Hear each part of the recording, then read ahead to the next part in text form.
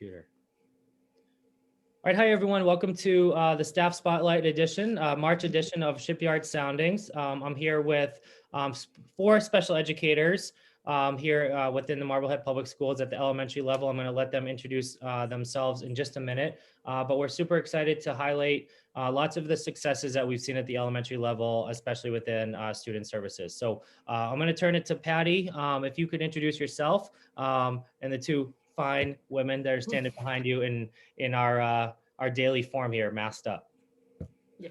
Hi, everybody. My name is Patty Frawley. I'm one of the access teachers at the Glover School. I work with the younger kids, and I've been in Marblehead working in the access program for about 20 years now. I'm a real veteran, and here I'll let my staff introduce themselves. Hi, my name is Ashley Pivnick. I am an ABA tutor in the Access program. I've worked for Marblehead Public Schools for 8 years now, and this is my 6th year in Access. Hi, I'm Kim Nestor. I've worked in the Access program for 8 years also in the preschool. I'm an ABA tutor, and I've always worked with Patty. We were at Bell, and now we're here at Glover. Thank you. Jess? I'm Jess Lievense. I'm the ABA coordinator and access team chair here at Glover.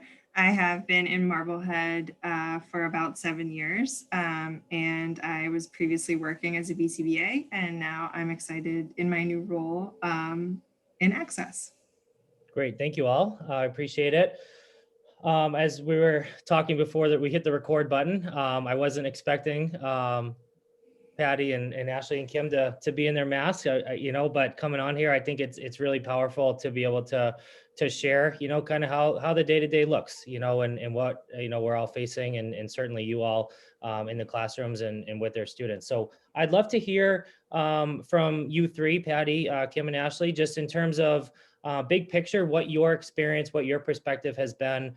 Certainly, we've tried our best. You've done a great job, an incredible job to have our kids in person as much as possible throughout the year. So if you could just walk us through briefly what that's looked like for you.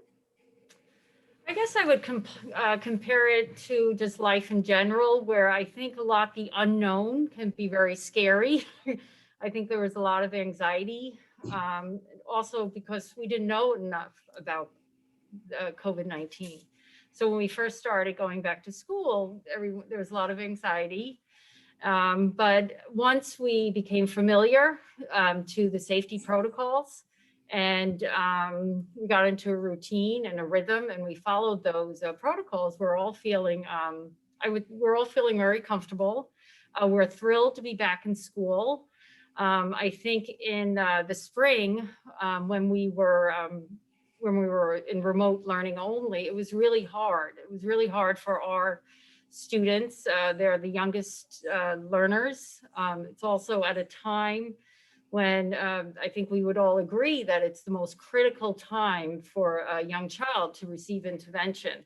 So I think we're all feeling it as teachers as well as the parents about how difficult in many ways the remote learning was.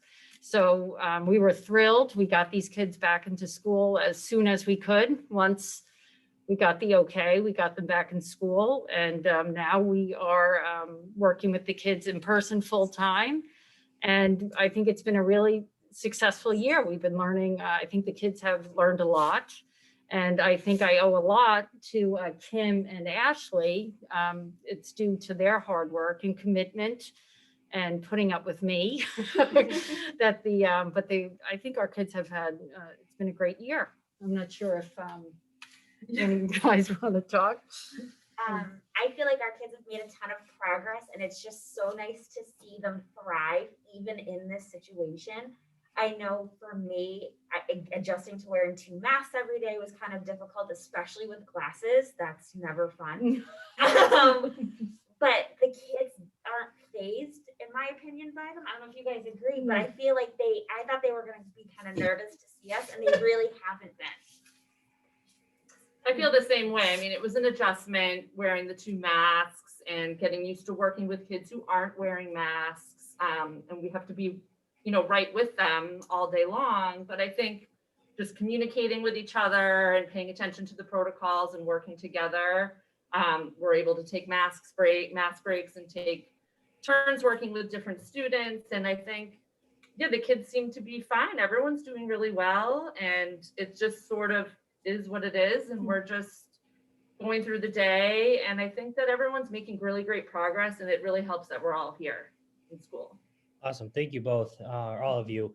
Can you just remind or let the audience know what grade levels you've worked with this year? They're 3 to 5 year old students. Perfect. Awesome. So in terms of, I think, Kim, you had just mentioned, you know, the concern, certainly, you know, I can speak to that as well in terms of kind of really, you know, mandating our kiddos wearing masks. You know, I think that was an initial concern overall. You know, how are our 3 to 5 year olds especially going to keep masks on, and what's that going to look like? So do you feel as though you, or did you have to really take time to develop that confidence and comfort for those kids, or did they kind of just accept it and adapt to it pretty quickly, or was it across the board? Could you just speak a little bit about the mask piece from the start and how it's progressed? So with our kids in our classroom, some are medically mandated to not wear masks. And then some, even though that's the situation, have brought in masks, and we've tried, you know, we'll have them wear them for a little bit and take them off and just do whatever's comfortable as long as it's not interfering with their learning, which is, you know, the reason why they're here. And so we as staff wear 2 masks just to make sure, you know, if they're not wearing theirs, that we're protected and we're protecting them. So it's just sort of a give and take with having them wear them. But then my own children are in the preschool, and we just put on their masks and they go to school, and it's just sort of what they do. I wasn't sure how they were going to do with it, but it's just what everyone's doing. And you know, they bring an extra, so if it gets wet, they take, you know, they change them out. And the teachers in their classroom are really supportive too, with just sort of going with it. Great. That's a perfect segue to the question I have for you, Kim. Knowing that you, you know, you work with 3 to 5 year olds, and you're a parent of our preschoolers. So could you just, if you wouldn't mind, just speak a little bit to the parent side of things and what your experience has been so far this year, and how your kids have navigated things as well? Yes. I mean, you know, it's sort of, it's an adjustment for everybody. I mean, they're only in school twice a week for half the day. You know, the plan was for them to be in, you know, the 4 days that are offered as full time.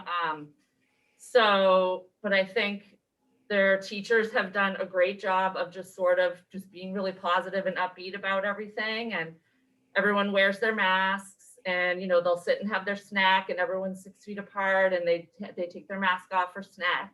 And it really hasn't been an issue. I mean, it's just sort of, like I said, what everyone's doing, and they see kids in the hallway, everyone's doing it. Everyone's wearing their masks out in public and here. And it's just, I think once you get over your picture of how things are supposed to be, and you just realize that this is the situation, everyone's pretty adaptable, I think. Great. Thank you for that. Jess, I want to bring you in to the conversation a little bit. If you could put your, you know, administrator hat on, if you will, a little bit, and just kind of talk through, you know, a lot of the coordination and planning dating back to the summer, really, with our push and all the way throughout this school year. I'm not going to ask you a specific question. I guess I'll just ask kind of if you could just give, I don't know, just your take on kind of how things have gone, some challenges, and certainly any success points that you'd like to share with us. Sure. I think initially the challenge was just considering all the things that needed to be considered. And the way we kind of approached it as a team was collaboratively, and also from the perspective of the student. So with students at the forefront of our planning, what do they need?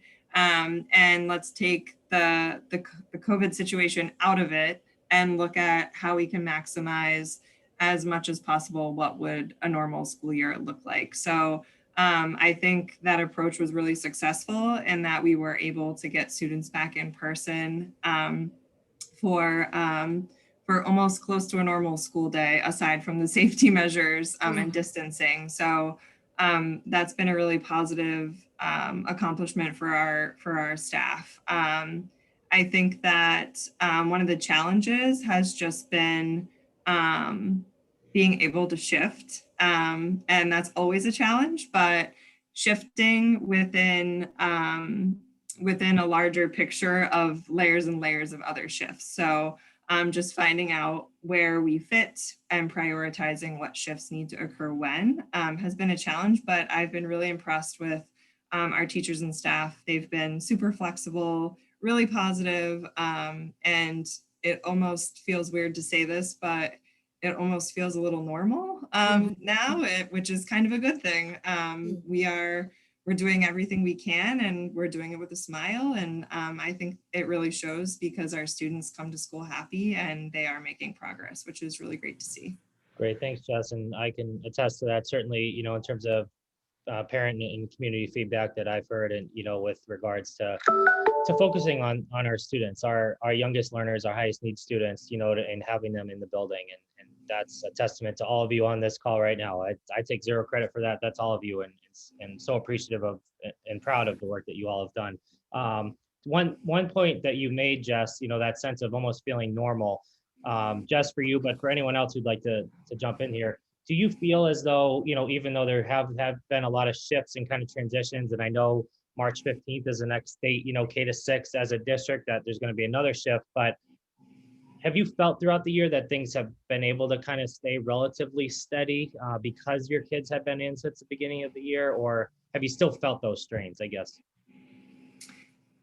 I think from an action standpoint, things have felt very steady. I think it's just making sure that mentally we don't get wrapped up in kind of the stressors that kind of fly around when shifts change and when the larger community feels those impacts. But I would say from my standpoint, and it's a testament to our staff and our families, that it has felt fairly steady. And I foresee that being the case even with upcoming changes, which I think is an awesome thing. So great, thanks. I absolutely agree with you, Jess. I even thought in September, like you were expecting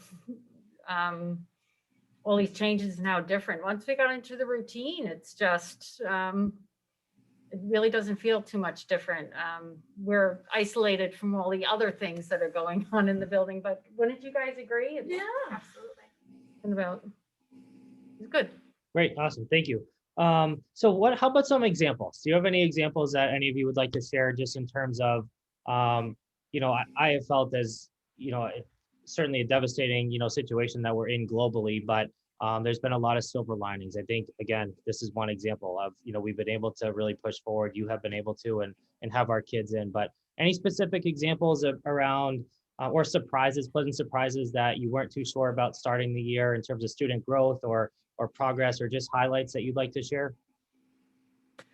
Well, I don't, I think I'm surprised that there've been so many highlights. I don't like our kids are doing really well. They're learning there's so many areas of growth in the areas of communicating with others. As everyone knows, PreK is a big, toilet training is a big, is a big milestone for these kids. We've been working on a lot of these skills, and everyone's doing great. I think that's what makes me most happy at the end of the day, or that I'm so proud, or it's a highlight, is it's what you were just saying, Eric, is that, even it's during a pandemic, but we're doing really well. So Great. I'm not sure if anyone else. I think too, just being here, you just realize, when we're remote and we're doing what we can, and coming up with that, like, oh, should we just be on the video with the kids and just to pair with them? And then when we were able to come back to school, seeing the progress that they've made from being in person, and just thinking about what wouldn't have happened if we weren't here, it's just like a huge highlight for me. That's great, thanks, Kim. I'm always excited when like the kids are excited to come to school. Mm. We have one that is sad to go home, and it's nice to see. Absolutely. No, that's great. Thank you. How about on the other side? I know we've hit it a little bit, but and certainly this year in general has been a challenge, and there's been so many barriers. But, within the group that you're working with, your classroom and your expectation, have there been any significant barriers that you've really had to be either creative with or strategic in terms of really making sure that progress continues throughout? One of the biggest barriers is the 6 feet distance, the social distancing, and not letting kids, especially the younger kids, where you want them to be down next to each other, sharing materials, requesting for items. So that is you really have to think about that. That is a big barrier.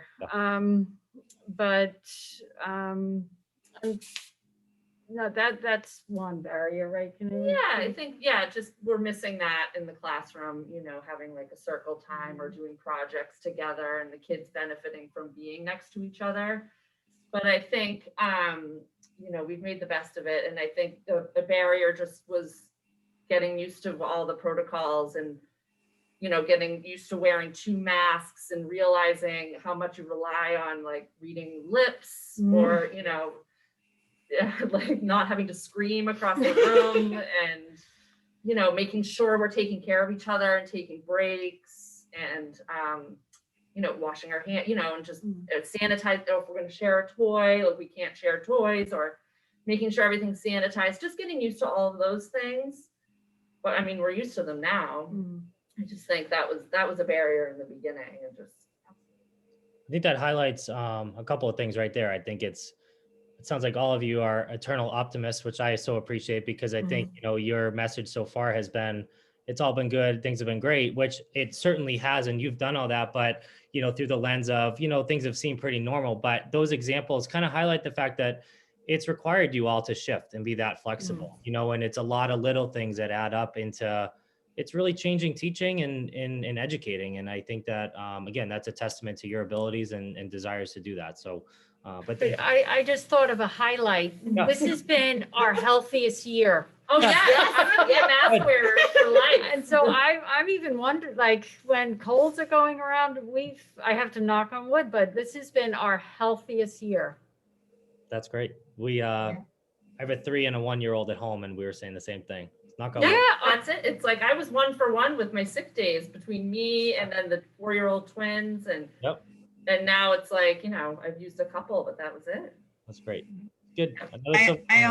Jess. I also think we're at an advantage with our staff and the population that we support. I think we're used to adjusting as needed. That's what we do as special educators. And to put ourselves in the shoes of a lot of the students we support, they experience this change daily and hourly. And what we experience through this pandemic with shifts and changes and expectations being changed, that's just what our students experience daily. So I think that has allowed us to keep a perspective that really focuses on how to support students. And in the end, it supports us too. So I think that's awesome. Great. Thanks, Jess. All right, 3 questions left. I promise we're almost done. Okay.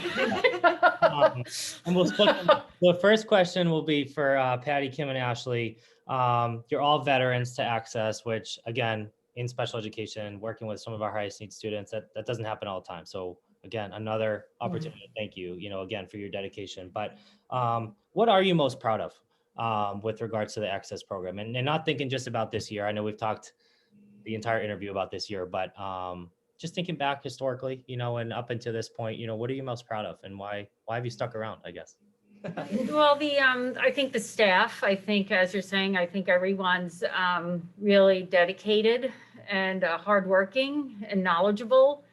Again, I couldn't do it without Kim and Ashley. So I think it takes a team and working as a team.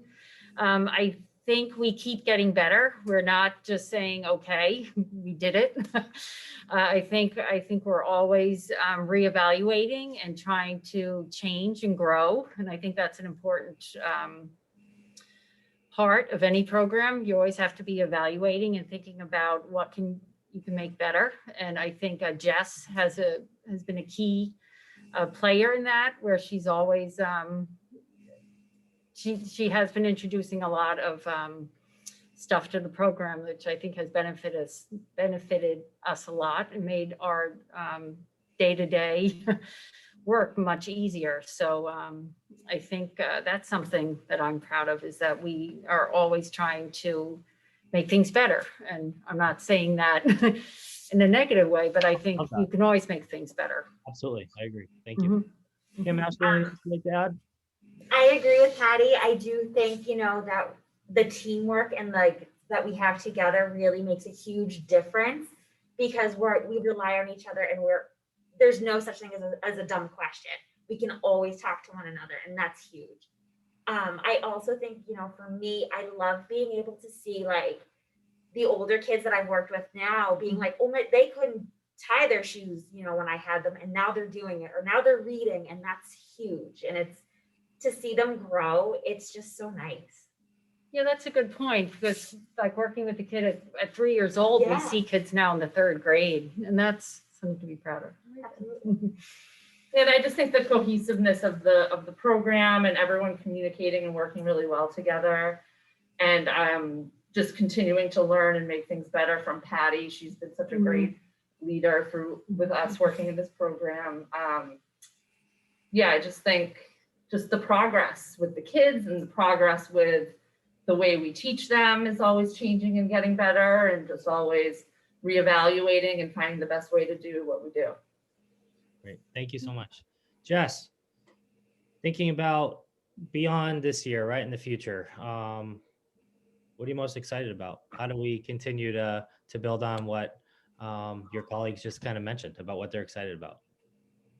Yeah, I think that our team approach is going to continue to benefit our students, and just that growth mindset. How can we improve as educators? How can we improve our program? How can we become, contributors to the larger community, not just here at Glover and within our network of teachers, but just how can we improve? And I think that it can be in small pieces, or it can be in bigger steps, but I think that's a strength of our program, and I'm most excited to see what happens as a result of those things. So great, thank you.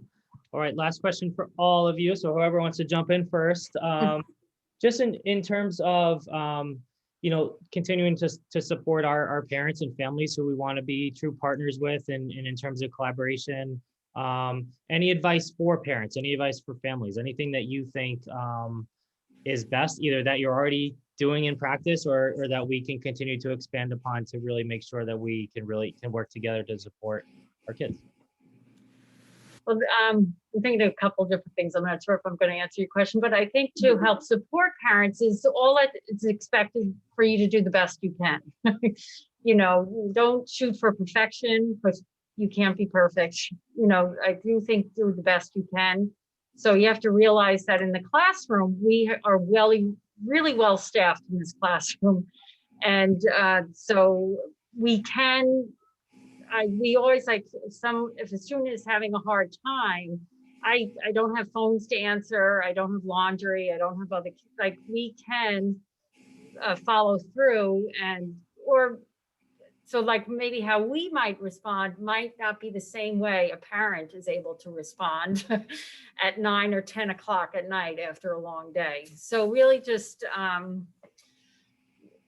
thinking about what would be the best way and most consistent way for you to respond.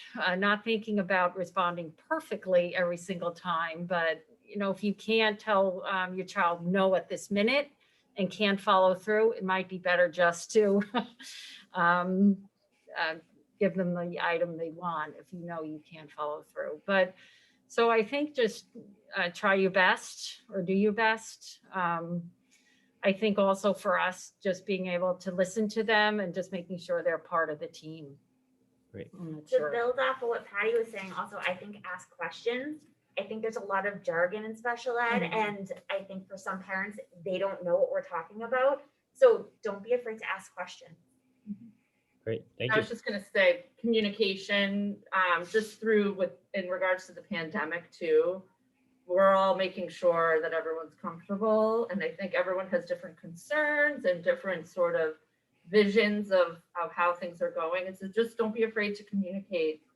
And we're always going to make sure that everyone's comfortable. All right. That's a wrap formally. Is there anything else you want to add at the end? What I am most looking forward to, and I must say I'm not a hugger, when next year I'm going to be running up and down the hall hugging every single person. Love 6 feet away from everybody. Yeah, that's sad. I second that. Yeah. In all seriousness, that's a big piece, right? Is touch, right? And being able to be, you know, a little bit more emotional, right? And hopefully these masks can go away soon, and right, and we can work to really get back to normal. But But if you have cold symptoms, don't be afraid to wear your mask. absolutely, another silver lining, right? We can figure it out. Right? Just keeping everybody safe. Yeah. Yeah. Well, thank you all again. Thank you for taking the time. I understand how busy and stressful things are, especially on a Friday too, a Friday afternoon, no less. And certainly, you know, I want to continue to say it. I don't think we can say it enough. I really, you know, really appreciate, you know, all of the efforts and commitment and dedication that you're bringing every day. And I know that it's because of the kids you work with, and that's what it means even more because of that. So really, I really appreciate that. And thank you again. Okay, great. Thank you. Thank you.